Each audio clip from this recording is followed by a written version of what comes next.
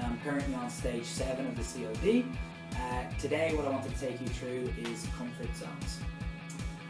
So when looking at comfort zones, there's 3 different types of zones. You've got comfort zone, your learning zone, and your panic zone.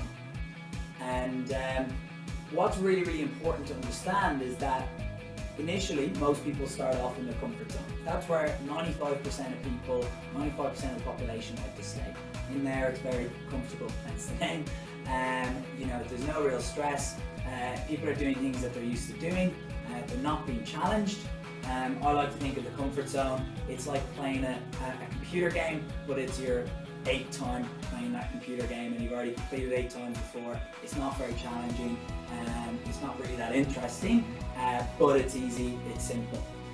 So what's really important as you're progressing in your industry is that you want to keep challenging yourself and pushing yourself and taking yourself out of that comfort zone into your learning zone.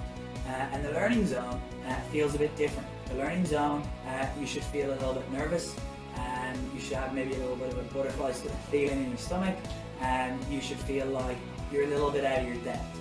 And when you feel that way, and when you feel a little bit challenged, and you feel that things are a little bit hard, well then you'll actually be developing, then you'll actually be learning new skills, and then you'll actually be progressing and actually moving forward with your skill set.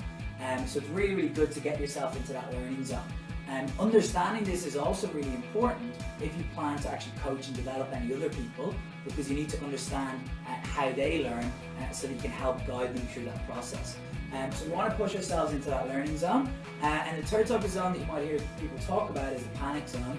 And the panic zone is a bit further outside of that realm. And maybe that's some people sometimes get themselves into the panic zone and then things are so difficult, they're so challenging, they overload themselves and they find that very stressful, and then they run straight back into the comfort zone and they never want to try anything again. So what's important to understand is that as you're taking on responsibility, keep pushing yourself, get advice off other people, and if they feel you're taking on too much, maybe take that advice on board, because it's important to grow at a steady pace.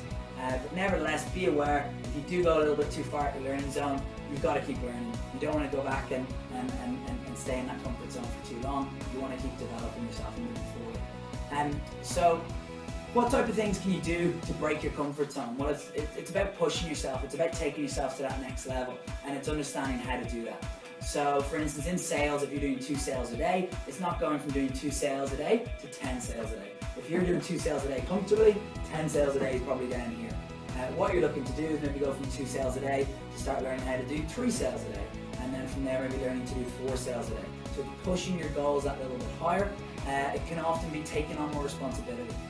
So maybe not coaching anyone before to coaching someone, or to coaching 2, 3 people, or to starting to manage and develop and work with a larger team of people. So you know, there's lots of different ways that we can break our comfort zones.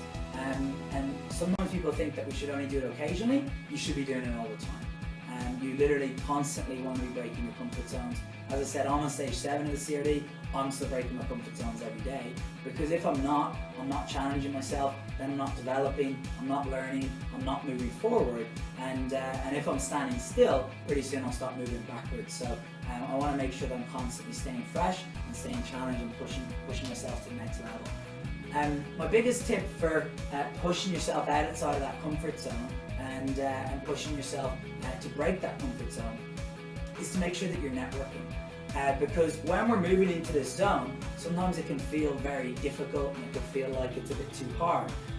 But the great thing is that there's lots of people out there that have done it before. So if your goal, for instance, is to do 3 or 4 sales in a day, well, the best thing you can do is go and chat to someone who's already broken that comfort zone maybe 3 months earlier. Go and speak to them, find out how they did it, find out how they're dealing with it, and that makes it seem a lot more possible. Reverting back to, I suppose, an example of playing a computer game, you could be finding a level really challenging, and you might want to throw that computer game away. But if you have some friends that have completed it and said, hey, it just takes a little bit longer to figure out, you're probably going to give it